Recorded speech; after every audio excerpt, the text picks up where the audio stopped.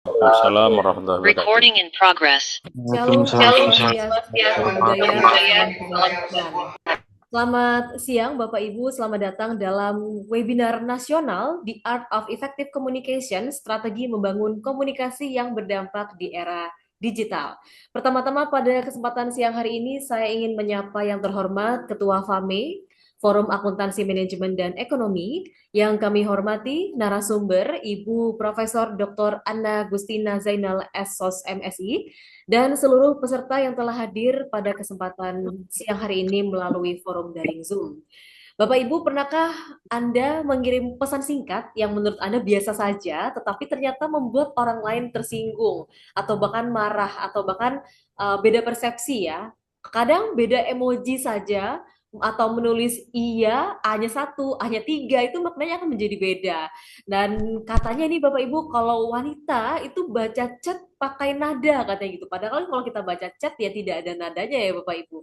Nah, pada kesempatan hari ini di zaman seperti sekarang ini, jempol kita bekerja lebih cepat daripada pikiran kita. Dalam hitungan detik kita bisa mengirimkan pesan, membuat status ataupun mengunggah opini, menuliskan komentar yang dapat dibaca oleh ratusan orang bahkan ribuan orang hanya dalam sekian menit hanya dengan sekali klik saja. Namun di balik kemudahan itu ada satu tantangan yang besar, yaitu pesan yang kita sampaikan melalui media digital belum tentu sepenuhnya dapat dipahami maksud dan tujuan dari si penerima pesan tersebut. Untuk itu saya Yasmina selaku moderator pada kesempatan siang hari ini akan menemani Bapak Ibu untuk menambah wawasan dengan narasumber yang kompeten dalam bidangnya. Kami juga ingin mengucapkan terima kasih banyak kepada FAME, Forum Akuntansi Manajemen dan Ekonomi, yang telah menyelenggarakan kegiatan ini. Tentunya akan banyak sekali kegiatan-kegiatan yang akan FAME laksanakan. Untuk itu Bapak Ibu diperkenankan kita terbuka sekali untuk bergabung menjadi anggota FAME. Dan ucapan terima kasih juga kepada Aspikom, Asosiasi Pendidikan Tinggi Ilmu Komunikasi, sebagai media partner dari kegiatan ini sehingga informasi webinar yang bermanfaat ini bisa tersebar dan kita semua bisa berkumpul melalui forum daring Zoom ini. Bapak Ibu, webinar ini akan dibagi menjadi dua sesi. Yang pertama, sesi penyampaian materi oleh narasumber, kemudian sesi kedua, sesi diskusi dan tanya jawab. Jadi jika selama narasumber menyampaikan materi dan Bapak Ibu serta rekan-rekan sekalian ada komentar dan juga ada pertanyaan yang ingin ditanyakan, silakan tulis di kolom chat. Nanti pada sesi diskusi, kita akan membuka sesi tanya jawab. Kita akan memberikan kesempatan kepada Bapak Ibu dan juga rekan-rekan peserta untuk bertanya langsung, untuk open mic kepada narasumber. Baik, sebelum memulai sesi materi, saya akan membacakan CV narasumber webinar kali ini. Profesor Dr. Anna Gustina Zainal, SOS MSI, merupakan Dekan Fakultas Ilmu Sosial dan Politik Universitas Lampung dan Guru Besar di Universitas Lampung. Beliau menempuh pendidikan S1 bidang Ilmu Komunikasi, S2 Komunikasi Pembangunan Pertanian dan Perdesaan, S3 Komunikasi Pembangunan Pertanian dan Perdesaan. Dalam bidang penulisan, beliau jumlah citasinya sudah sangat banyak. Kutipan Google Scholar beliau telah mencapai 939 dalam 3 tahun terakhir dan telah banyak menerbitkan artikel ilmiah baik di jurnal internasional bereputasi maupun jurnal nasional terakreditasi. Bapak Ibu bisa lihat di screen kompetensi beliau.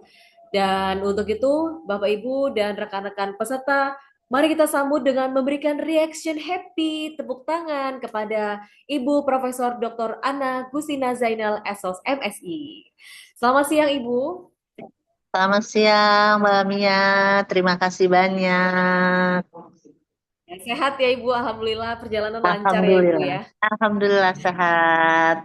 Terima kasih. Baik, Ibu Prof. Anna, silakan saya persilakan waktu dan tempat sekitar 45 sampai 1 jam untuk menyampaikan materi. Disilakan. Baik, terima kasih. Assalamualaikum warahmatullahi wabarakatuh. Selamat Waalaikumsalam. siang, Bapak Ibu semua.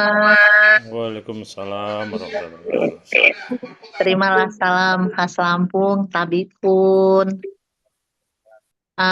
Yang Ya, saya Bu. hormati Ketua FAME, kemudian moderator, dan tentu saja yang saya banggakan para seluruh peserta webinar siang hari ini.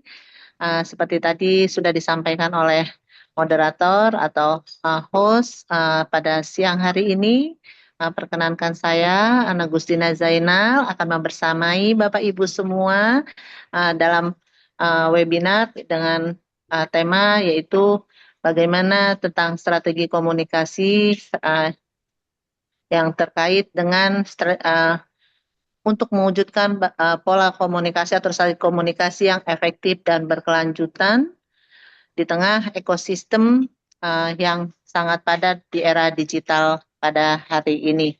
Mungkin bisa dibantu operator untuk share screen. Bapak Ibu, seperti tadi sudah disampaikan oleh moderator, di saat ini kita berada di era digitalisasi, di mana bisa dibilang kalau dulu pada saat kita berkomunikasi, kita akan merasa baru berkomunikasi pada saat kita bertemu dengan seorang, artinya secara fisik. Namun untuk saat ini kita sudah merasakan bahwa tanpa bertemu, tanpa kita harus bertatap langsung, tanpa bertemu secara fisik, kita sudah bisa berkomunikasi. Salah satu contohnya yang kita lakukan pada siang hari ini. Nah, mungkin kalau terkait materi secara keseluruhan nanti saya perkenankan untuk share ke Bapak Ibu semua. Tapi mungkin pada kesempatan yang berbahagia dan yang baik ini kita akan lebih banyak berdiskusi tentang apa sih yang terkait dengan strategi komunikasi di era digital ini. Tadi sudah dibilang bagaimana, dan kita semua sudah merasakan bagaimana berkuasanya jempol kita, jari-jari kita di era dalam berkomunikasi di era digital. Emoticon begitu menguasai, seolah-olah bisa mewakili apa yang ingin kita sampaikan. Dan kadangkala Bapak Ibu yang harus kita waspadai, dan mungkin kita juga seringkali merasakan seringkali memunculkan atau menimbulkan banyak persepsi dari pola atau strategi komunikasi yang selama ini kita terapkan. Oke, next screen, next slide. Kita di awal kita akan bicara dulu terkait dengan tantangan di komunikasi era modern. Sini saya mengambil salah satu, kalau kita bicara tantangan komunikasi di era modern atau di era digitalisasi ini, tentu kita akan ketemu banyak hal. Nah, di sini kita lihat, saya mengambil salah satu adalah terkait bagaimana memahami landscape digital dan hambatan utama dalam menyampaikan pesan yang bernilai dalam proses komunikasi. Dalam konteks strategi komunikasi, landscape digital di sini merujuk pada secara keseluruhan ekosistem lingkungan kita, infrastruktur, yaitu juga salah satunya terkait dengan tempat proses pertukaran informasi yang saat ini seringkali kita lakukan. Di sini ada note yang menurut saya cukup menarik, dikatakan bahwa saat ini medan perang atau dunia digital yang kita hadapi, seolah-olah kita harus siap ketika ingin menyampaikan sebuah pesan. Bahwa landscape digital saat ini tidak hanya kita bicara tentang teknologi, tapi bagaimana tentang kita, bagaimana tentang interaksi yang kita lakukan, dikatakan artinya bagaimana kita berperilaku itu hadir. Jadi sekarang kita bukan lagi hanya bicara tentang teknologinya, Bapak Ibu, di era digital ini, tapi bagaimana kita, pribadi kita, kelompok kita berperilaku di dalam pemanfaatan peralatan teknologi. Next, sini katakan, kenapa kita harus penting memahami landscape digital?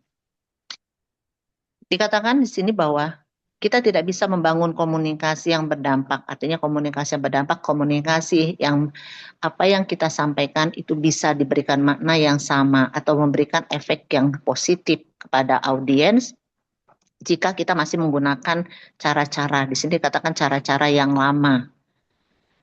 Kita harus memahami bahwa landscape digital, bahwa kita harus sadar seperti yang saya katakan tadi. Dikatakan, saya mengutip pernyataan bahwa yang kita hadapi dunia saat ini adalah suatu medan, bisa dikatakan medan perang, gitu kan, medan perang dalam era digital.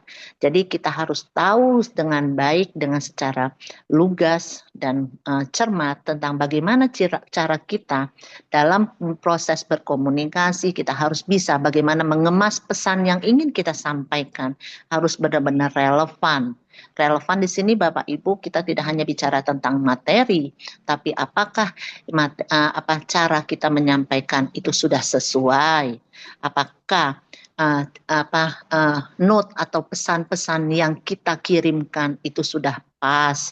Kemudian bagaimana agar cara kita berkomunikasi itu bisa menarik perhatian atau bisa menarik atensi orang lain untuk bisa fokus terhadap isi pesan yang kita pertukarkan atau yang kita sampaikan. Di sini dikatakan bahwa dalam proses pengemasan pesan juga kita harus melihat apakah cara kita, media yang kita gunakan, termasuk simbol-simbol yang kita pertukarkan dalam pesan itu tepat sasaran. Kenapa? Kita tahu kita menghadapi sekarang generasi Alpha dan generasi Z. Kalau kita tetap berpola, saya rasa di sini kalau saya lihat dari audiens yang hadir di sini ini mungkin rata-rata milenial atau mungkin di atasnya gitu loh. Kalau kita masih menggunakan pola, artinya hanya terpaku pada pola komunikasi yang ada pada saat zaman kita tidak melakukan penyesuaian dengan generasi yang sekarang, maka bukan tidak mungkin Bapak Ibu itu yang seringkali menimbulkan atau memunculkan noise dalam proses kita berkomunikasi. Sehingga dalam ilmu komunikasi selalu dikatakan suatu proses interaksi yang dikatakan bisa berkomunikasi, dikatakan proses komunikasi apabila isi pesan atau pesan yang kita pertukarkan itu kita memberikan makna yang sama. Makna yang sama artinya ada kesamaan pemberian makna terhadap isi pesan yang dipertukarkan. Atau mungkin kalau Bapak Ibu sering mendengar adanya mutual understanding. Jadi kalau kita bilang hari ini kita mau makan, yuk kita makan sama-sama, terus ternyata ada yang lebih milih tidur dan lain sebagainya atau melakukan aktivitas dan lain-lain, maka itu proses komunikasinya harus dipertanyakan. Jadi begitu juga terkait dengan penggunaan bahasa, penggunaan simbol dalam proses pengemasan pesan. Ini dikatakan harus tepat sasaran. Kita harus bisa melihat siapa yang akan kita ajak bicara. Selalu konteks saya menyampaikan bahwa salah satu faktor yang terpenting dalam proses berkomunikasi Bapak Ibu di era, terutama di era digital ini, kita harus mengetahui secara pasti siapa audiens, siapa lawan kita yang akan kita ajak bicara, yang akan kita ajak berkomunikasi. Kenapa? Karena itu yang saya bilang, pada saat kita mengemas pesan, cara kita gini, seorang guru SD dengan seorang guru SMA itu menyampaikan hal yang sama, tapi cara pengemasan pesannya pasti akan berbeda. Begitu juga satu hal yang nyaris tidak mungkin saya lakukan pada saat saya berkomunikasi dengan Bapak Ibu semua, dengan cara saya menyampaikan pesan, cara saya mengemas pesan akan sama pada saat saya berbicara atau berinteraksi dengan adik-adik atau anak-anak kita yang dari SMP atau SMU. Nah, seperti itu ya Bapak Ibu. Next. Nah, sebagai gambaran untuk kita semua, di saat ini, di zaman di era digital ini, apa sih yang kita alami? Gambaran apa? Di sini saya mencoba mengelompokkan dalam 3 hal besar. Bahwa saat ini kita semua, lingkungan kita setiap hari menerima informasi yang luar biasa banyak, yang luar biasa beragam, dengan berbagai media, dengan beragam pesan, dengan berbagai cara. Maka dikatakan bahwa sekarang ini kita selalu dengan overload dengan informasi. Informasi yang kita terima itu sangat overload Bapak Ibu. Sekarang kalau dulu kita ingat pada saat mungkin Bapak Ibu SD, SMP, SMA, kita mencari informasi itu kita harus menggali, mencari. Sekarang kadang informasi itu datang kepada kita dengan atau tanpa kita minta. Nah, beragam informasi dengan cara yang beragam juga. Kemudian yang selanjutnya situasi yang saat ini adalah adanya perubahan saluran komunikasi. Yes, selalu saya katakan, saya selalu bertanya kepada teman-teman di kampus, berapa orang, ini saya lihat hadir ada 74 dengan saya, berapa orang dari 74 kita yang dalam satu hari, yang dalam satu minggu, yang dalam satu bulan, yang masih membaca koran atau majalah secara hard. Ada perubahan saluran komunikasi Bapak Ibu. Sekarang begitu juga, berapa banyak di antara kita yang masih duduk manis di depan TV di saat jam 19 malam atau jam 21 malam untuk melihat berita. Berubah sekarang. Berita bisa kita dapatkan melalui saluran yang kapanpun, dimanapun, dengan cara yang juga berbeda dengan yang selama ini. Jadi ada perubahan saluran komunikasi. Bagaimana sekarang itu saya gambarkan. Kalau kita dulu selalu menunggu, contoh yang paling gampang nih sekarang nih, kalau terkait pengumuman. Kalau kita dulu duduk di depan TV, kita tunggu pengumuman di TV di jam-jam tertentu. Kalau sekarang tidak, bisa kita dapatkan melalui media yang utamanya media sosial, ya kan? Media sosial, platform yang berbasis video, audio, kita banyak pilihan. Jadi adanya perubahan saluran komunikasi. Kemudian yang selanjutnya bahwa audiens di era digital saat ini bukan lagi sebagai pendengar yang pasif, bukan lagi sebagai ini. Memang sedari dulu saya sih sebagai orang yang lumayan cukup lama mempelajari ilmu komunikasi. Saya selalu menentang, dikatakan artinya dalam suatu proses komunikasi itu dibagi pada komunikator, komunikan. Komunikator adalah didefinisikan sebagai orang yang menyampaikan pesan. Komunikan adalah orang yang menyampaikan pesan. Menurut saya dalam satu proses komunikasi yang baik itu tidak boleh dalam satu proses interaksi ada satu orang atau sekelompok orang yang hanya bertindak sebagai komunikator dan hanya bertindak sebagai komunikan. Karena intinya dalam satu proses komunikasi atau dalam interaksi komunikasi, proses komunikasi itu harus berjalan dua arah, harus ada interaktif. Tadi Mbak MC atau moderator sudah menyatakan, Bapak Ibu nanti pada saat penyampaian materi, jika ada yang ingin ditanyakan atau jika ada ingin didiskusikan atau jika ada silakan. Kalau saya sih sebenarnya kalau dalam proses komunikasi yang kita offline atau luring, saya selalu mengatakan kepada lawan bicara saya atau audiens saya, selama saya bicara kalau ada hal-hal yang memang ternyata perlu kita diskusikan, monggo kita diskusikan tanpa harus menunggu jeda. Jadi kita bisa memberikan respon yang dua arah sehingga proses komunikasi dua arah itu akan lebih terbentuk tanpa harus menunggu jeda waktu. Tapi karena kita melalui media online agar biar agak lebih tertib, mungkin kita makanya kita membagi dalam sub bagian itu. Karena komunikasi saat di era modern saat ini Bapak Ibu harus dilakukan dua arah dan interaktif. Bagaimana setiap dari kita memiliki kekuatan di sini untuk langsung merespon apa yang ingin saya sampaikan. Bapak Ibu, berapa banyak coba kalau kita melihat berita atau kita mendapat informasi di media sosial, kita dengan cepat jari kita akan mencet emot tertentu atau mengetikkan kata-kata tertentu, atau baik itu yang positif, negatif, atau yang sifatnya mendukung informasi itu, atau bahkan kita menolak atau kita bersikap netral terhadap informasi itu. Inilah yang dimaksudkan bahwa di era digital ini, di era modern ini, komunikasi itu lebih banyak berlangsung dua arah dan interaktif. Kemudian di sini dikatakan pesan yang kita next, pesan yang kita sampaikan itu tidak serta-merta sampai ke audiens hanya saat karena kita mengunggah.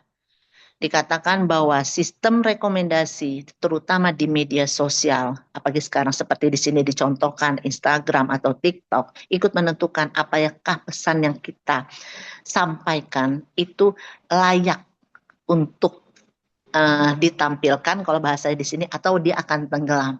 Jadi apakah kalau bahasa anak-anak sekarang itu akan menjadi informasi yang viral atau informasi yang biasa saja yang pada akhirnya dia akan hilang dengan seiring dengan naiknya berita-berita atau informasi-informasi yang lebih menarik buat audiens kita. Kemudian terkait dengan terkait dengan tadi yang saya katakan, saat ini kita dihadapkan pada situasi overload terhadap informasi. Di sini dibagi pada adanya kebisingan informasi dan atensi.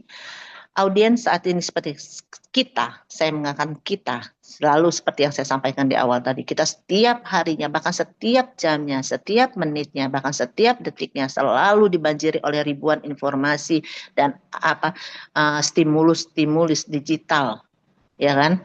Kita merasakan itu kadang-kadang kalau kita merasa sekarang kalau kita tinggal barang yang lain, ya Bapak Ibu yang sering kita bawa bahkan mungkin dompet pun kita tidak begitu gelisah.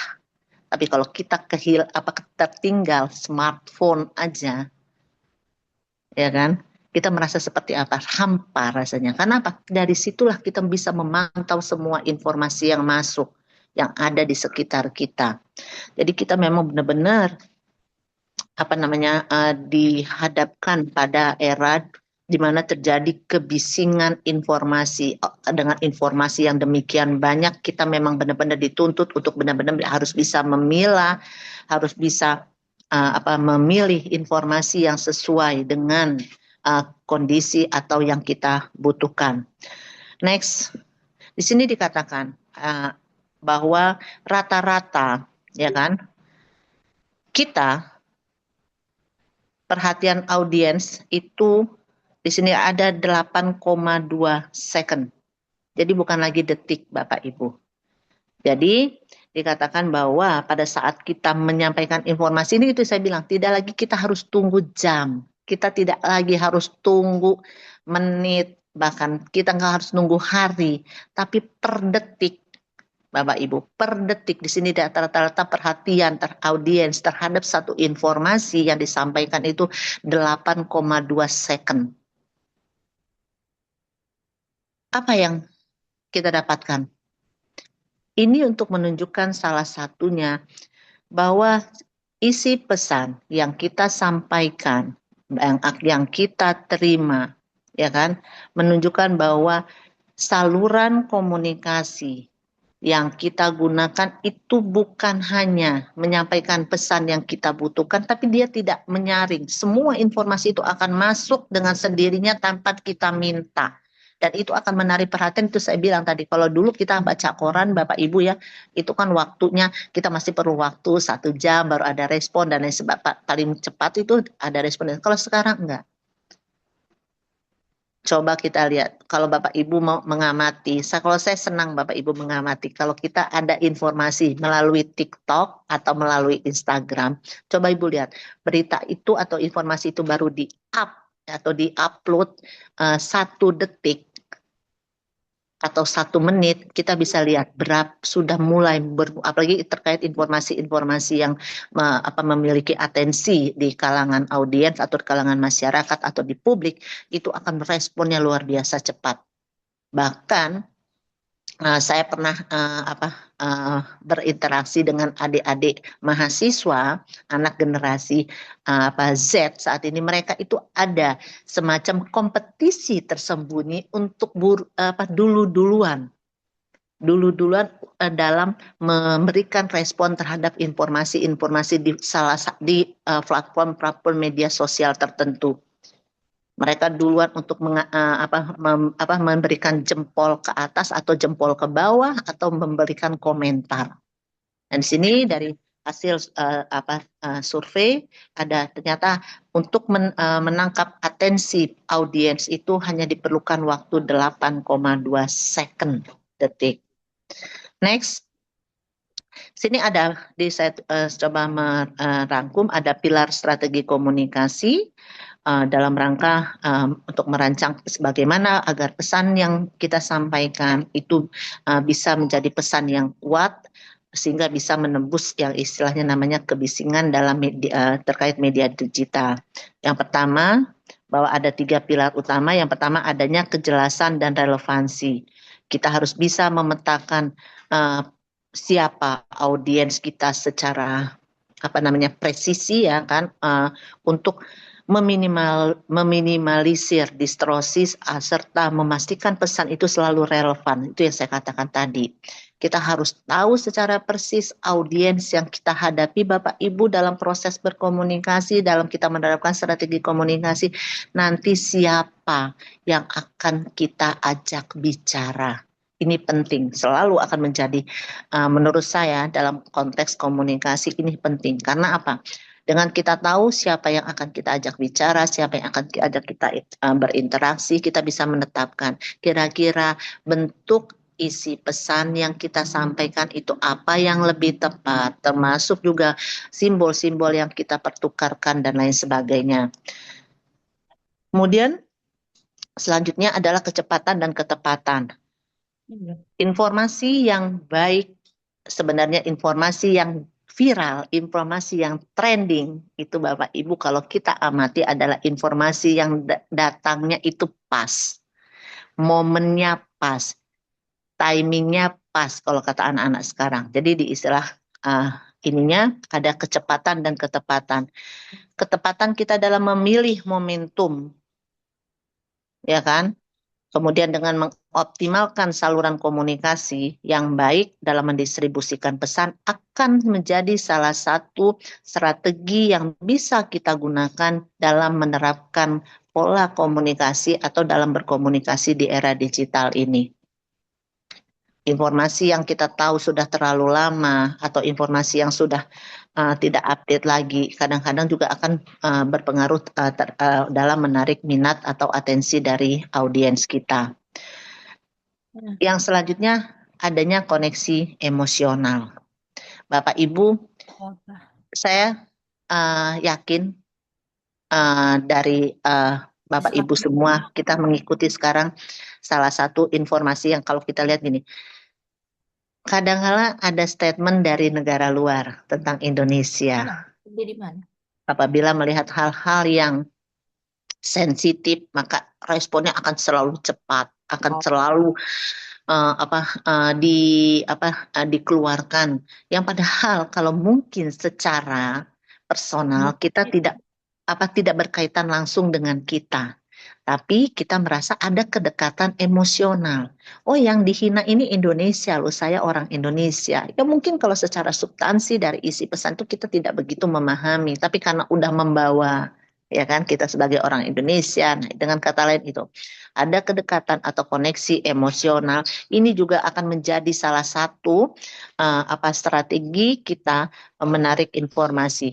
Bagaimana kita melihat orang, gitu kan, pada Bapak Ibu ingat ya, yang sekarang nih lagi viral yang kejadian yang ada seorang perempuan disekap, ya kan? Atau ingat Bapak Ibu ada informasi yang cukup sensitif terkait kecelakaan kereta yang disampaikan oleh salah satu pejabat kita itu. Kenapa yang muncul di situ yang coba kalau Bapak Ibu lihat atau Bapak Ibu kembali lagi browsing gitu kan? Atau yang bermunculan dari respon melalui baik melalui web atau melalui media sosial, Instagram atau TikTok, yang muncul berkomentar itu adalah kaum laki-laki. Itu salah satunya, ya.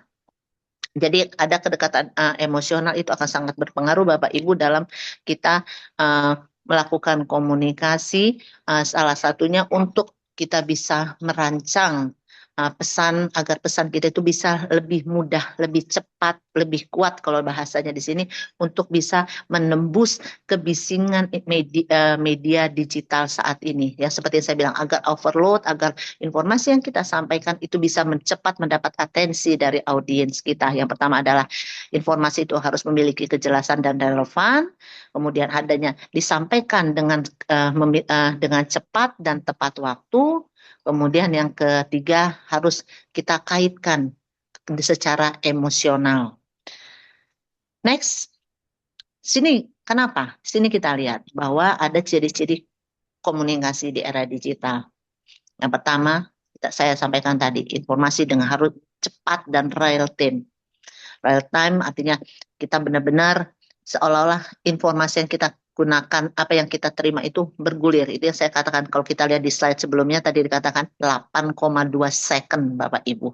Informasi itu sudah rata-rata sudah mendapatkan atensi dari audiens. Kemudian lebih banyak teks daripada tatap muka. Iya, ini juga bisa dibilang salah satu keunggulan dalam komunikasi di era digital seperti yang kita lakukan saat ini. Kalau dulu untuk melakukan workshop kita harus ketemu, Bapak Ibu harus datang, saya harus datang ke satu tempat yang dengan tanggal waktu yang bersamaan kita bertemu nih. Kalau sekarang dimanapun Bapak Ibu berada, dimanapun kita berada, kita bisa bertukar informasi, bertukar pesan, melakukan berbagai aktivitas dan lain sebagainya. Yang kemudian komunikasi kita lakukan lintas generasi dan lintas budaya. Sekarang nggak sulit Bapak Ibu, kita mau ikut kegiatan dari negara manapun, dengan siapapun, itu lebih mudah dan lebih terbuka. Jadi ini secara umum ada 3 ciri komunikasi yang sering kali kita lakukan di era digital ini. Next, untuk mendukung ciri-ciri komunikasi di era digital yang saya sampaikan tadi, ini dikatakan bahwa kenapa lebih banyak teks daripada tatap muka, bahwa dikatakan bahwa kita dalam proses komunikasi itu Bapak Ibu, kita dalam berkomunikasi itu saat ini dikatakan tadi sudah begini, bagaimana kalau kita mau mencoba mengevaluasi gambar-gambar yang sering kali kita pertukarkan Bapak Ibu pada saat kita nge-WA jempol, maka kita akan merasa jauh lebih untuk mengatakan, Bu Ana, kita jadi ya ketemu jam 12 siang besok siang di tempat A, dengan mengatakan saya mengirimkan jempol, kita sudah bisa memberikan makna. Oh, berarti sudah oke. Atau sekarang emoticon kan sudah cukup banyak ya Bapak Ibu ya, dengan memberikan tanda-tanda dan lain sebagainya. Di sini dikatakan bahwa otak manusia memproses konten berbasis gambar itu 60.000 kali lebih cepat dibanding tulisan teks biasa. Kenapa? Kalau teks biasa kan kita harus membaca dan menelaah terlebih dahulu. Kalau gambar kan kita udah tahu nih, gitu. Nah, itu maksudnya. Kemudian kombinasi infografis, video interaktif dan visual yang menarik terbukti lebih mampu menaikkan resistensi ingatan hingga 60%. Contohnya apa Bapak Ibu? Bapak Ibu lebih senang mana tuh? Baca tulisan yang panjang, apa Bapak Ibu melihat TikTok? Ya kan? Itu salah satu contoh dari bahwa kombinasi infografis, video interaktif, dan visual itu jauh lebih menarik dan ini terbukti. Ya kan? Lebih cepat dia viralnya, lebih cepat dia ditangkap oleh audiens. Kemudian menggunakan aset visual yang sinkron untuk mampu menguatkan pilar bukan hanya sekedar pelengkap, bukan sekedar bagus-bagusan aja, tapi justru dia akan menjadi cara yang utama. Itu yang saya bilang. TikTok sekarang luar biasa Bapak Ibu. Kita mau ngapain, mau nyampein pesan tentang apa, ada semua. Gitu ya. Oke, next. Nah, ini bisa dilihat untuk dukung apa yang saya katakan, bagaimana saluran digital, video, visual, infografis. Ini kita bisa lihat Bapak Ibu persentasenya bahwa memegang tingkat keterlibatan yang tinggi dalam platform media sosial. Itu saya bilang salah satu contohnya itu saya bilang seneng ya Bapak Ibu. Saya nggak tahu nih dari 85 orang yang hadir di sini siapa sih yang nggak suka lihat TikTok, lebih lucu, lebih cepat nyampainya informasinya, ya kan, lebih interaktif dan kita juga ya bisa lebih mudah memahami. Ya walaupun kadang-kadang lebih banyak pula ya Bapak Ibu yang sering nggak salah pahamnya gitu kan. Oke, next. Nah, ini saya coba mengelompokkan saluran dan audiensnya. LinkedIn itu banyak digunakan targetnya seperti yang saya katakan tadi. Penting Bapak Ibu di era digital ini kita mengetahui secara pasti audiens yang akan kita hadapi dalam proses komunikasi ya Bapak Ibu. Nah, ini yang saya bilang. Ini memang zamannya Instagram dan TikTok karena memang generasi Z, Alpha dan milenial ini memang lagi sukanya di sini. Gitu, sukanya di sini. Ini yang memiliki engagement rate yang tinggi. Kemudian kalau email-emailan Bapak Ibu, ini kayaknya ini generasinya generasi saya nih. Gitu kan. Dulu saya bangga banget kalau bisa ber-email pada saat saya awal-awal dulu bekerja gitu. Kayaknya satu kebanggaan karena komunikasinya email terus gitu. Kalau sekarang kan komunikasinya udah berbeda lagi. Anak-anak sekarang suruh membaca itu jadi satu challenge banget gitu. Suruh apalagi dengan narasi-narasi yang panjang. Wah, jangan harap deh. Sudah narasi yang panjang terus suruh tulis tangan. Lebih ini lagi. Tapi ya memang itulah yang terjadi saat ini di era digital. Saluran media komunikasi sudah berubah. Nah, next. Ini di era digital ini ada beberapa indikator yang bisa kita gunakan Bapak Ibu untuk mengukur keberhasilan proses komunikasi yang kita lakukan. Dikatakan berapa banyak orang unik yang melihat konten kita atau pesan yang kita pertukarkan. Kenapa saya mengatakan, mungkin Bapak Ibu nanya, maksudnya apa nih Bu Ana? Kok dibilangnya berapa banyak orang, kenapa nggak banyak orang aja kayak orang yang unik? Karena itu, kadang-kala orang ngelihat tapi belum tentu memahami. Itulah kita sekarang. Udah belum tentu memahami, berkomentar pula. Kadang-kadang komentarnya juga banyak yang kagak nyambung, tapi yang penting berkomentar, yang penting berespon aja dulu gitu loh ya. Kemudian jumlah likes-nya, komennya, share, saves dan yang menunjukkan antusiasme dari audiens. Dan yang ketiga, ini cara yang kita bisa ukur adalah melihat persentase audiens yang melakukan tindakan sesuai dengan tujuan komunikasi. Contohnya ada player, ya kan? Atau ada TikTok yang memasarkan satu produk, kita bisa lihat berapa banyak orang sih yang beli, berapa banyak orang sih yang nge-share, berapa banyak orang sih yang pengen tahu tentang output atau produk yang kita pasarkan. Ini 3 indikator menurut saya yang bisa kita gunakan untuk mengukur atau keberhasilan dalam proses pertukaran pesan di era digital ini. Next. Nah, Bapak Ibu, sekarang ini bebas, tapi nggak boleh terlalu bebas. Jangan pula bebas yang kebablasan. Karena dengan begitu, maka itu nanti akan jadi bumerang kita semua. Sini ada beberapa etika dalam kita melakukan komunikasi di era digital. Yuk, mulai budayakan kita sama-sama Bapak Ibu. Kita sama-sama membudayakan jangan asal share, tapi harus disaring. Jadi jangan asal kirim pesan atau emoticon. Ya, jangan asal-asalan Bapak Ibu, jangan ya yang penting ikut-ikutan, tren-trenan gitu ya.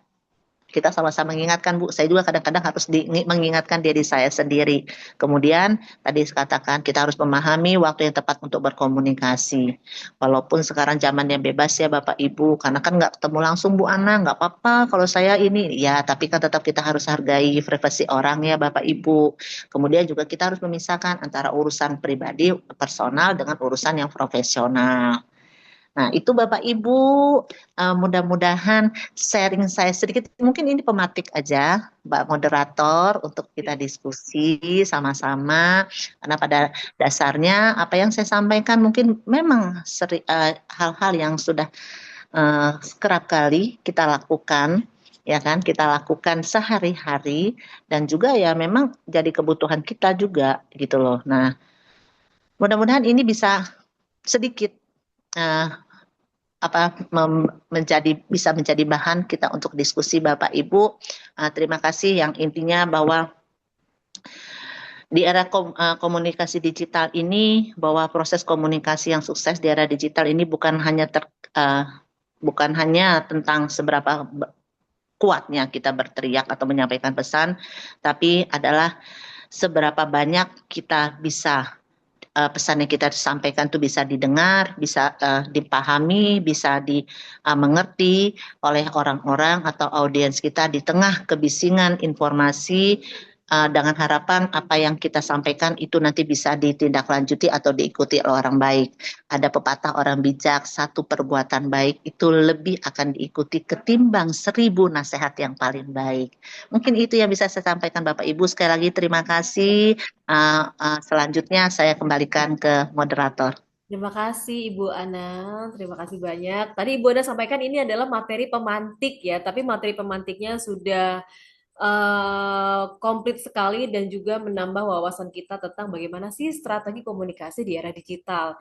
Tadi Ibu Ana sudah menyampaikan tentang tantangan komunikasi di era digital, kemudian kenapa sih kita perlu memahami landscape digital, kemudian situasi era digital saat ini seperti apa. Dari hal-hal yang disampaikan tersebut kita bisa berkomunikasi dengan baik dengan menggunakan media digital ini.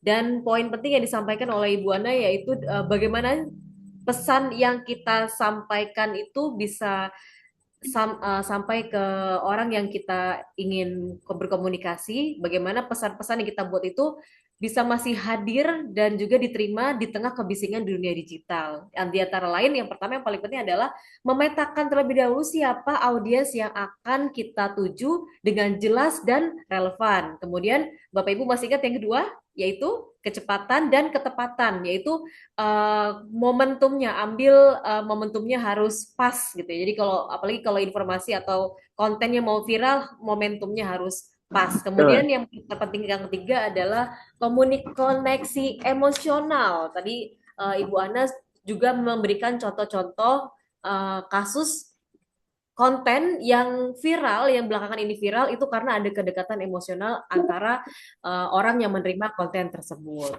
Jadi Bapak Ibu kalau ingin mendapatkan atensi dari audiens, bangunlah kedekatan emosional. Kemudian tadi Bu Ana memberikan informasi juga mengenai kekuatan narasi visual. Ternyata Bapak Ibu, otak manusia itu lebih mudah menerima atau lebih mudah memahami gambar daripada Tulisan. tulisan-tulisan yang banyak itu. Kita juga seperti itu ya Bapak Ibu ya, dan rekan-rekan sekalian. Kalau tulisannya udah banyak tuh bacanya udah malas duluan gitu. Tapi kalau ada gambar kita lebih tertarik untuk membacanya. Dan tadi disampaikan juga efektivitas saluran digital, ternyata video pendek itu 85% lebih banyak diminati, dan juga media sosial Instagram dan TikTok yaitu kedua media sosial yang memiliki engagement rate yang tinggi. Dan tadi disampaikan juga ukuran keberhasilan dari komunikasi, dan yang paling penting adalah di balik semua itu tentang etika kita dalam menghadapi komunikasi di era digital. Tadi di awal juga sebenarnya Bu Ana sudah menyampaikan bahwa kita bukan lagi bicara teknologi, tetapi bicara berperilakunya sebagai manusia yang menggunakan komunikasi di era digital ini. Baik Bapak Ibu, tadi ada kalau di kolom chat saya sempat baca ada yang tanya presensi. Bapak Ibu silakan simak terlebih dahulu webinarnya dari awal sampai dengan akhir, nanti link presensi akan dibagikan melalui kolom chat. Selanjutnya jika ada peserta yang ingin bertanya, disilakan mau open mic boleh. Kalau tidak ada, saya duluan Ibu Ana ya, boleh ya ingin bertanya ya. Pertanyaan dari saya seperti ini. Mungkin ini saya pribadi ya, Bu Ana. Karena kalau di FAME itu kan member-membernya kebanyakan dari akademisi, kemudian praktisi seperti itu. Dan sebagai akademisi, kita sekarang sudah menghadapi tantangan juga. Kalau dulu saya lihat dosen saya itu menjelaskan cukup kita sebagai mahasiswa dengar, kemudian dosennya menyampaikan melalui papan tulis, baca buku, gitu, pakai kertas dengan bentuk tulisan. Tapi saat ini yang kita hadapi adalah Gen Z, bahkan Gen Z yang udah hampir Gen Alpha Gen juga gitu Alpha. ya. Bahkan sudah Gen Alpha ya untuk semester-semester awal. Nah, di era sekarang ini mahasiswa yang kita hadapi ini eranya sudah beda, dunia digitalnya seperti Ibu katakan tadi. Kalau zaman kita nonton TV, kita tahan berlama-lama menanti Iya. episode minggu depan, minggu depannya lagi kita tunggu. Tapi kalau sekarang anak-anak jadi nggak sabar karena bisa streaming dengan hitungan jam aja mereka sudah bisa menonton beberapa episode gitu. Nah, Iya. jadi pertanyaannya Bu Ana, bagaimana sih kita sebagai akademisi berkomunikasi dengan tepat untuk menyampaikan materi dengan baik kepada mahasiswa-mahasiswa kita sekarang yang kebanyakan adalah Gen Z dan juga bahkan Gen Alpha. Oke, baik. Terima kasih, Mbak Mia. Pertanyaannya gampang-gampang susah, gampang pertanyaannya, karena saya yakin teman-teman peserta juga nih pasti bisa nih ngasih pendapat. Ini susah karena juga saya juga sering mengalami hal yang sama, gitu kan. Jadi mungkin saya lebih banyak share saja. Karena setiap dari kita tentu punya trik dan cara komunikasi yang beda-beda dengan khususnya dengan Gen Z, Gen Alpha yang saat ini juga akan kita song-song aktivitasnya. Jadi memang itu yang saya bilang. Buat saya saat ini yang menjadi atensi utama dalam proses komunikasi di era digital ini adalah kita harus tahu siapa yang menjadi lawan kita bicara. Kita kenali dengan baik karakteristik dari lawan kita bicara. Kenapa? Yang dihadapi di dalam kelas Bapak Ibu, teman-teman dosen, Bapak Ibu guru SMA, Bapak Ibu guru SMP, Bapak Ibu guru SD adalah anak-anak yang lahir di atau disebut dengan Gen Z atau Gen Alpha. Nah, ya, silakan. Nah, pada saat itu kita harus kenal karakteristiknya apa. Satu yang paling menonjol Gen Z, Gen Alpha. Kalau ya ini sih walaupun masih banyak juga yang menentang, tapi kalau saya sih dalam terkait ini saya bicara dalam terkait komunikasi. Karakteristik Gen Z, Gen Alpha itu adalah instan. Nggak kuat untuk ya mungkin mayoritas lah ya, nggak semua ya, nggak se-strong gitu kan, kalau istilah saya tidak sekuat pada saat zamannya milenial dulu gitu loh. Begitu juga dengan informasi, nggak sabaran, jadi kepengen nggak kepingin proses itu yang step by step. Mereka itu kalau bisa hari ini mereka kepingin hari ini juga selesai, detik ini juga selesai, jam ini juga selesai. Begitu juga dalam berkomunikasi. Tadi sudah disampaikan, kalau kita dulu kita tahan untuk menunggu episode berikutnya minggu depan, besok, lusa. Kalau sekarang nggak, mereka pengen cepat. Begitu juga dalam berkomunikasi di dalam kelas. Makanya kalau saya sekarang lebih banyak berkomunikasi dengan adik-adik mahasiswa, itu kita bebaskan mereka, tapi kita berikan batasan terkait dengan materinya. Mereka boleh akses dari mana saja, dengan media apa saja, gitu loh. Karena kalau kita suruh mereka tulis, ya mohon maaf. Sekarang nih kalau mereka suruh tulis tangan aja, Bapak Ibu, yang akan terjadi adalah kita yang akan sakit hati. Kita yang akan sakit hati. Kenapa saya bilang kita yang akan sakit hati? Mereka tahan upahin kalau ngerjain tugas, kalau kita suruh tulis tangan. Yang di pasaran, mereka sendiri kadang-kadang banyak cerita ke saya. Itu hanya 20.000 sampai 35.000 untuk mengerjakan satu tugas dengan tulis tangan. Mereka udah nggak betah lagi. Yang penting mereka instan, mereka yang penting kerjain ini. Pokoknya mereka tuh ini. Nah, di dalam kelas saya selalu bilang, coba deh, kalau Bapak Ibu nggak percaya, ada satu timing kita minta adik-adik mahasiswa untuk tidak melihat ke HP-nya, untuk tidak membuka perangkat laptopnya. Artinya lepas nih dari pikuk-pikuknya seliweran informasi di media secara online. Kita lempar satu isu, kita minta mereka untuk menyampaikan ide pikiran terkait isu atau informasi yang kita sampaikan. Kemudian kita bandingkan dengan mereka memegang gadget mereka megang laptop atau tab mereka dengan bantuan internet. Seberapa besar perbedaan antara respon dari kondisi pertama dengan kondisi yang kedua. Jadi Mbak Mia, kalau saya intinya kenali karakteristik dari adik-adik atau dari audiens yang akan kita ajak bicara. Gen Z tidak bisa. Awal saya mengajar di tahun 2000 dengan metode yang saya terapkan sekarang. Kalau saya masih tetap baku seperti itu, dengan metode itu, saya yakin mahasiswa saya lebih banyak yang pedicure, manicure di dalam kelas ketimbang memperhatikan. Ujung-ujungnya saya capek sendiri dan akhirnya makan hati sendiri. Sementara saya dicuekin gitu loh. Jadi itu. Jadi memang ada inovasi-inovasi baru terkait dengan metode penyampaian. Jadi memang lebih banyak. Kalau saya sangat percaya dengan menggunakan visual itu adik-adik mahasiswa jauh lebih mudah menangkap informasi yang kita pertukarkan.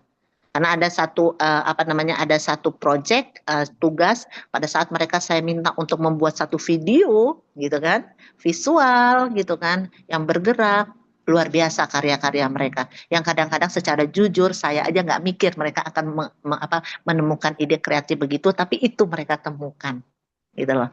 Mungkin itu Mbak Mia. Jadi memang nggak bisa dipungkiri kalau kita paksa mereka untuk baca atau coba aja tanya baca bukunya buku apa. Jangan harap udah bagus mereka mau baca 2 lembar. Jangankan 1 bab, 2 lembar aja sudah alhamdulillah luar biasa. Mereka akan cari summary-nya di internet daripada mereka harus baca. Nah, kita juga memang harus mengikuti itu. Makanya itu yang saya bilang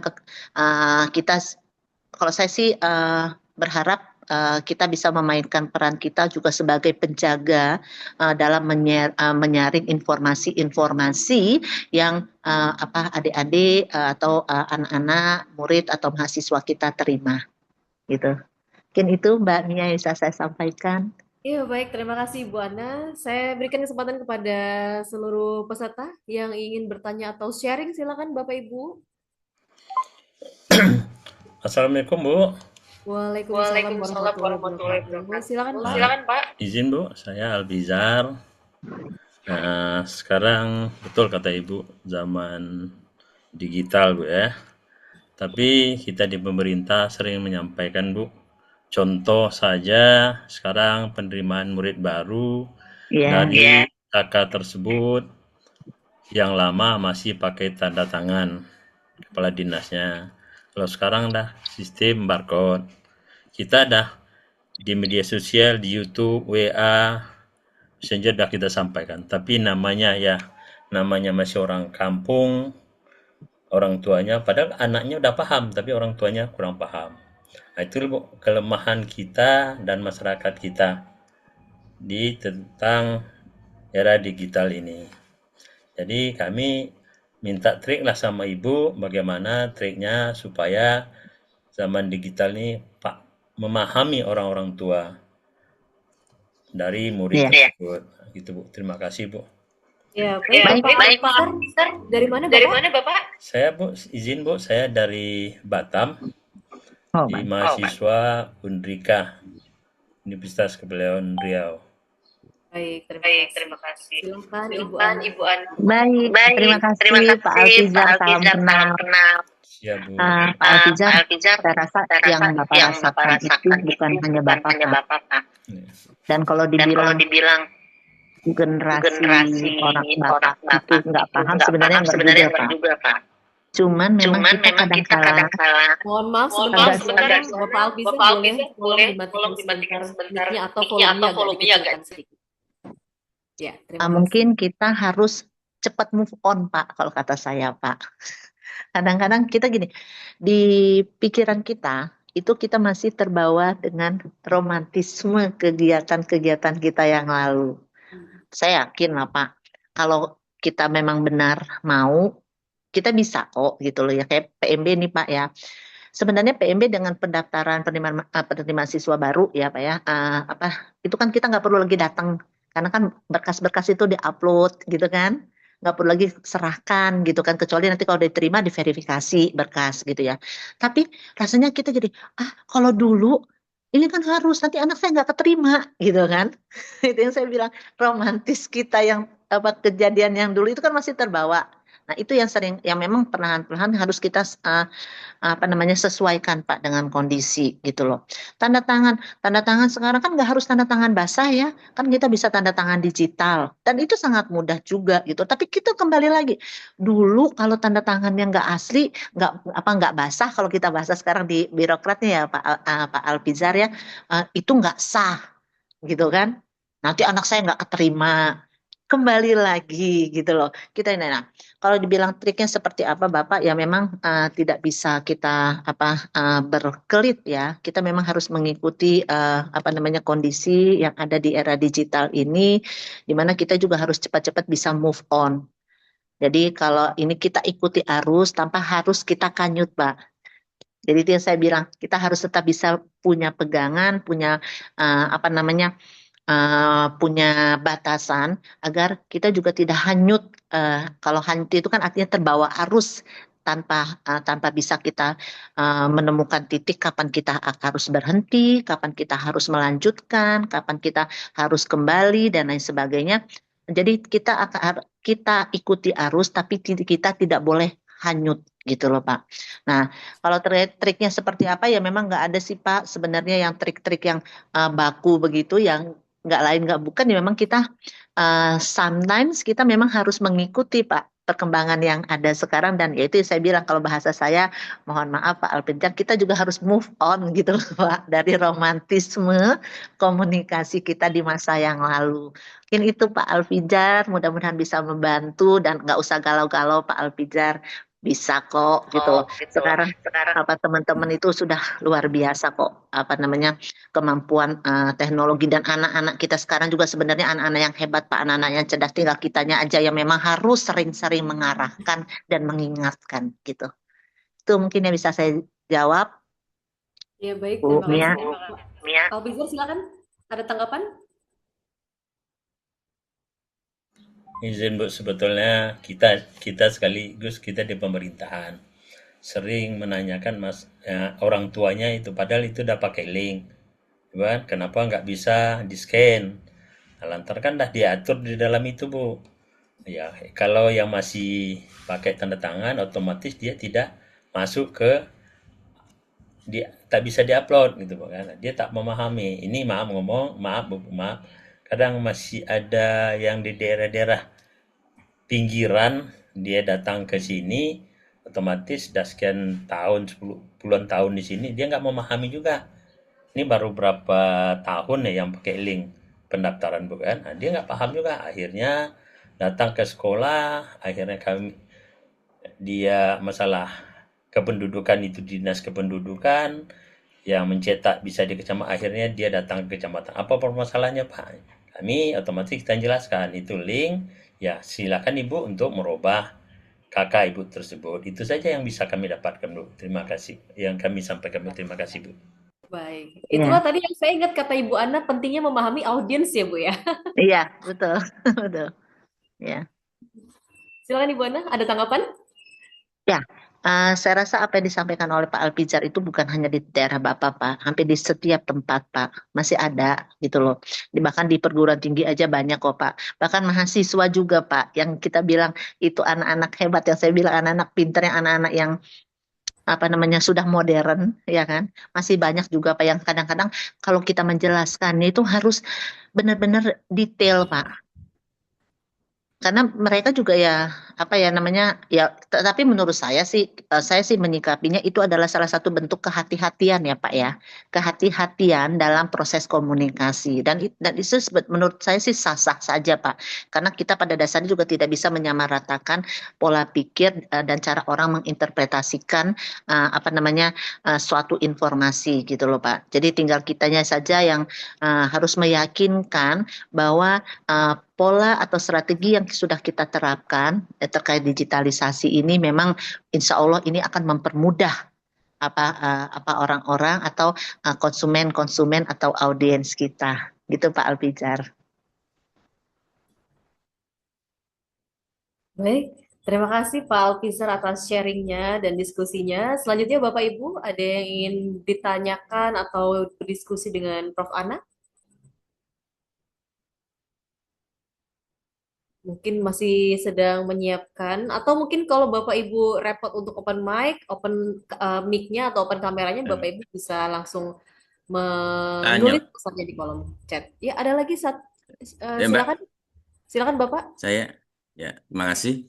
Assalamualaikum warahmatullahi wabarakatuh. Waalaikumsalam warahmatullahi wabarakatuh. Terima kasih atas kesempatannya.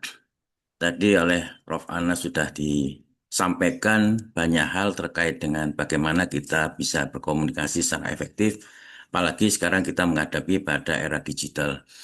Dan ada banyak kebisingan informasi yang telah kita dapatkan, sehingga kadang-kadang dan seringkali kita terjebak pada hal-hal yang sifatnya itu justru bukan yang substantif dari informasi, tapi justru yang bersifat eh, bukan hanya sekedar informasi-informasi yang katakanlah yang recehan lah istilahnya seperti itu. Nah, untuk itu kan kita harus bisa menyaring, memfilter bagaimana informasi-informasi yang sedemikian banyaknya, bahkan tadi disebutkan eh, informasi itu hanya butuh waktu 8,2 second, sekian cepatnya. Nah, makanya kita sebagai penerima, kalau walaupun tadi Prof. Ana mengkritik bahwa komunikasi bukan hanya komunikator dan komunikan saja, tapi sudah meliputi berbagai macam aspek atau faktor yang bisa mempengaruhi komunikasi tadi. Nah, untuk itu bagaimana Prof kalau misalkan kita bertindak sebagai seorang komunikator atau yang memberi pesan dengan mencari data-data atau mencari beberapa informasi yang sudah tersebar luas di platform-platform yang tersedia, ternyata apa yang kita cari itu atau yang kita simpulkan itu salah dari persepsi yang kita inginkan. Dan itu juga menjadi hal yang menjadi kita terjebak pada satu situasi yang bersifat hoax itu, Prof. Sehingga ini juga seperti contoh katakanlah saat sekarang kan sedang lagi Piala Dunia. Di situ kan seringkali disebutkan atau dicantumkan hasil pertandingan negara A dengan negara B misalnya. Ternyata itu berupa ilustrasi.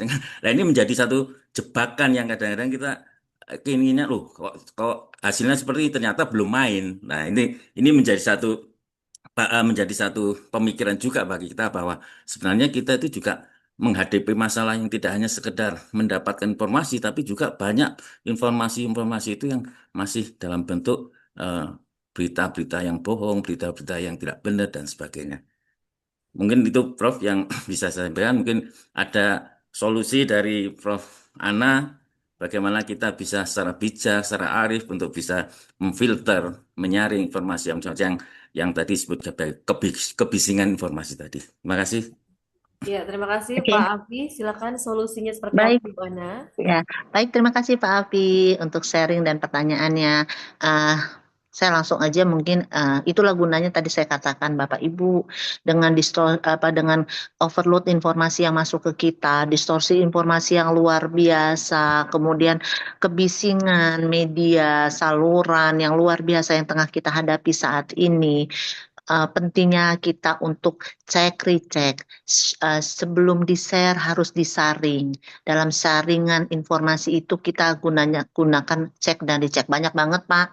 Sekarang banyak tiba-tiba banyak yang menjadi pengamat-pengamat sepak bola yang luar biasa di era di masa Piala Dunia ini ya kan, yang tadinya biasa-biasa sudah membuat prediksi-prediksi. Itu yang saya bilang itulah gunanya kita sebelum kita apa namanya memahami informasi, cross check Pak, itu yang kita gunakan. Memang itu harus. Kadang-kadang kalau saya sih Pak saat ini jarang banget hanya untuk mendapatkan satu informasi itu hanya kepada dua atau tiga media. Saya biasanya cari juga berita, kan kita gampang tuh sekarang kalau mau cari tentang apa nih informasi tentang apa hasil pertandingan Piala Dunia tanggal 27 Juni 2022. Saya nggak dari satu informasi aja Pak. Untuk menghindari apa? Seperti yang kondisi yang Bapak bilang tadi. Orang belum tanding kok sudah dibilangin kalah gitu kan. Karena kan itu juga kan salah satu cara untuk secara mental mengalahkan lawan sebenarnya juga Pak. Jadi secara mental juga ya itu ya trik-trik lah Pak ya, strategi-strategi pertandingan itu ternyata memang ada gitu loh Pak. Itu juga membuat ya kadang-kadang juga ya nggak bisa kita pungkiri lah terkait kepentingan ya Pak Afi ya gitu loh. Jadi kalau ditanya gimana caranya maka bisa saya sampaikan kita sebelum di-share kita akan saring. Dalam proses saring itu, saring informasi itu kita melakukan cross check, recheck termasuk juga memperluas saluran atau media komunikasi yang kita gunakan untuk memperoleh informasi yang kita butuhkan atau informasi yang ingin kita konfirmasi itu. Mungkin itu Pak Afi yang bisa saya sampaikan. Ya, terima kasih Bu Eh, Ana. ya, Afi, silakan. Ada tanggapan Pak Afi? satu lagi, nggih. Hmm. Berarti hal ini bisa juga berlaku bagi, misalkan kalau saya ingin jadi seorang afiliator, apakah itu juga bisa dijadikan sebagai satu bahan pertimbangan, Prof? Ya, tentu saja apalagi Pak kalau afiliator harus Pak itu Pak. Apa kita saring itu harus Pak. Karena kalau nggak kita kita tidak menyaring, tidak meng-cross check, merecheck, terus kita memperluas sumber informasi, nantinya kita bisa apa yang kita hasilkan dari hasil validator kita bisa nanti bisa bermasalah gitu loh Pak. Ya, terima kasih, Prof. Gimana Bapak Afi? Ya, terima kasih atas jawabannya. Ya, terima kasih banyak. Bapak Ibu silakan. Ada lagi yang ingin disampaikan?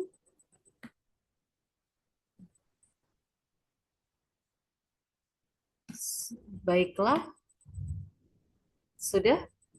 Ada lagi Bapak Ibu? Silakan kami masih membuka kesempatan kepada Bapak Ibu dan seluruh peserta yang ingin bertanya langsung ataupun kalau repot untuk menyampaikan langsung boleh di kolom chat. Dan jangan lupa Bapak Ibu, kalau daftar hadir sudah di-share di kolom chat bagi Bapak Ibu untuk mengisi daftar hadir karena daftar hadir ini akan menjadi syarat untuk mendapatkan sertifikat. Baiklah, kalau sudah tidak ada lagi yang ingin disampaikan atau didiskusikan dari Ya, peserta, Bu. ya ada lagi?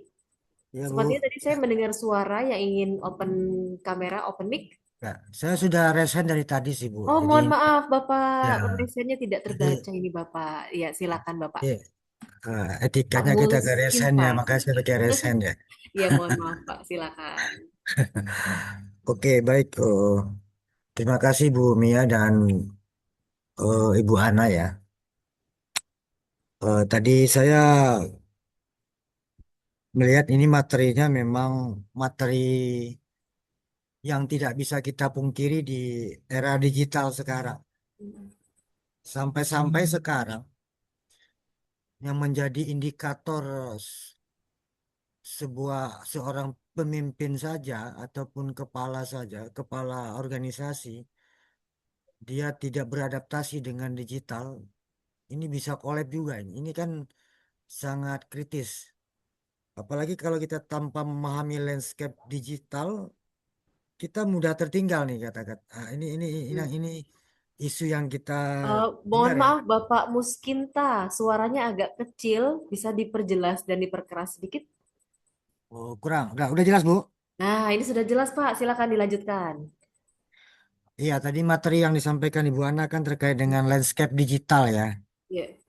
Nah, kita tidak memungkiri dari anak umur 2 tahun saja dia sudah tahu itu digital. Peran cara memainkan digitalnya sudah pada ngerti. Wah, ini tentu menjadi di satu sisi bisa negatif. Apalagi di zaman sekarang ya, Bu.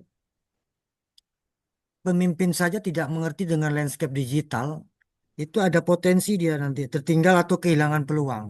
Nah, ini memang agak berat, agak berat. Apalagi pemimpin sekarang ketika dia mau buat transformasi digital, maka lahirlah kepemimpinan digital. ketika itu tidak ada di kepemimpinan digital lahir karena transformasi digital, ini juga akan berpengaruh.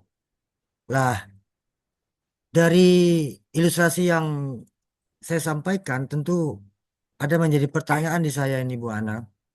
Tentu ada hal-hal yang perlu kita sikapi di dunia digital sekarang. Apakah strategi dan kebijakan yang kita buat itu sudah selaras dengan realitas digital saat ini? Karena kita tidak bisa terelakkan dengan dunia digital ini, Bu. Nah, itu kira-kira seperti apa? Karena pemimpin aja sekarang mengambil keputusan itu pakai digital kan, terlepas dari itu baik buruknya. Nah, ini bagaimana kita menyikapinya, Bu? Karena rata-rata sekitar 80% itu keputusan itu secara digital banyak yang menggunakan. Kira-kira apakah itu selaras dengan realitas sekarang itu, Bu Ana? Terima kasih, Bu Baik. Ana. Bapak Muskinta boleh kenalan terlebih dahulu. Bapak dari mana, Pak?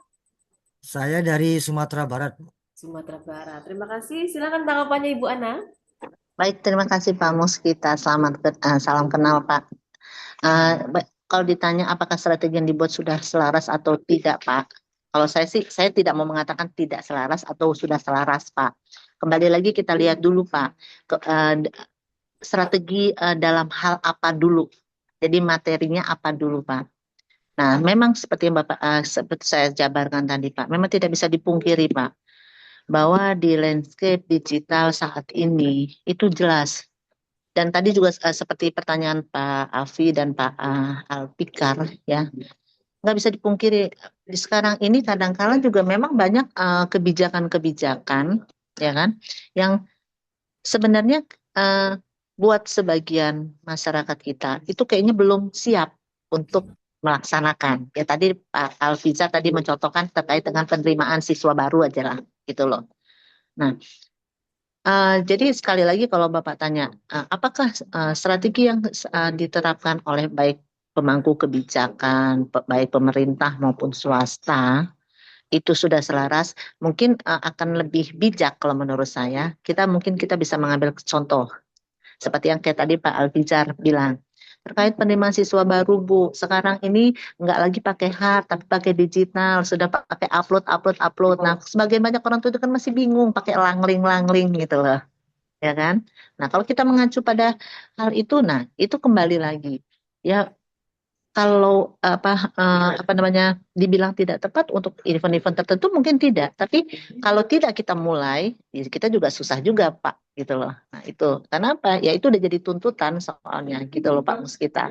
Itu jadi tuntutan, ya mau tidak mau, ya memang kita harus mengikuti, gitu loh. Tinggal kita memang yang perlu kita siasati adalah bagaimana kita mensosialisasikannya secara perlahan-lahan, gitu loh Pak. Gitu, mungkin itu Pak Mus yang bisa saya sampaikan. Baik. Terima kasih Ibu Ana. Pak Muskinta, cukup ya Ya, Bapak? terima kasih Bu Ana. Baik, Bapak Ibu dan seluruh peserta, terima kasih telah hadir di webinar The Art of Effective Communication, Strategi Membangun Komunikasi yang Berdampak di Era Digital. Terima kasih banyak kepada narasumber kita di kesempatan siang hari yang cerah ini, Profesor Dr. Anna Gustina Zainal SOS MSI, di tengah-tengah kesibukannya, di akhir pekannya masih meluangkan waktu untuk berbagi bersama kita. Sebagai tanda terima kasih dari kami, FAME, ada sedikit oleh-oleh kenang-kenangan dari kami. Silakan panitia.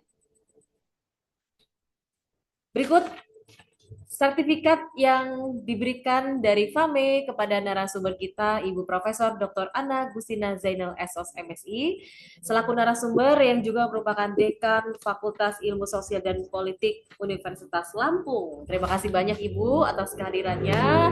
Dan Sama-sama, juga terima kasih Mbak, terima kasih Fami sudah memberikan kesempatan saya untuk bergabung dalam webinar yang luar biasa ini. Terima kasih, apresiasinya luar biasa buat saya. Sampai ketemu kembali ya Ibu, mudah-mudahan sehat selalu di event selanjutnya. Saya juga ingin mengucapkan terima kasih banyak kepada media partner kita yang telah mengumpulkan peserta. Menurut saya ini adalah kegiatan FAME dengan jumlah peserta yang cukup banyak ya dibandingkan dengan event-event FAME lainnya. Ya, terima kasih banyak telah bergabung bersama kita seluruh peserta juga. Sampai bertemu di event FAME selanjutnya. Dan bagi Bapak Ibu yang belum bergabung dengan FAME, Bapak Ibu bisa langsung mendaftarkan diri menjadi anggota FAME karena banyak sekali benefit-benefit yang bisa kita dapatkan dengan bergabung di FAME selain berjejaring dengan sesama akademisi, praktisi, dan juga pemangku kebijakan, dan akan ada banyak sharing-sharing ilmu yang bisa kita dapatkan untuk meningkatkan wawasan, tapi tidak hanya meningkatkan wawasan saja, juga bermanfaat untuk menunjang karir kita. Sekali lagi saya ucapkan terima kasih kepada FAME dan juga terima kasih banyak kepada seluruh peserta, seluruh panitia. Saya akhiri kegiatan hari ini dengan mengucap lafaz hamdalah, alhamdulillahirabbil alamin. Wassalamualaikum warahmatullahi wabarakatuh. Waalaikumsalam warahmatullahi wabarakatuh. Bapak Ibu Waalaikumsalam semua terima warahmatullahi kasih. wabarakatuh. Mohon Bapak pamit. Ibu, mohon maaf Ibu Ana, sedikit lagi Ibu Ana, sebelum Ibu Ana meninggalkan ruangan, kita foto bersama terlebih dahulu. Tadi kita belum foto bersama. Bapak Ibu peserta, mohon untuk membuka kamera sejenak.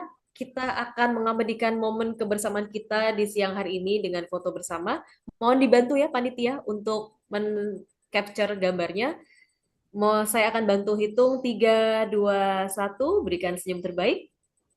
Sekali lagi, slide selanjutnya 3, 2, 1. Ya, terima kasih Ibu Ana. Silakan boleh meninggalkan Zoom dan seluruh peserta boleh meninggalkan Zoom. Saya akhiri kembali lagi. Wassalamualaikum warahmatullahi wabarakatuh. Waalaikumsalam warahmatullahi wabarakatuh.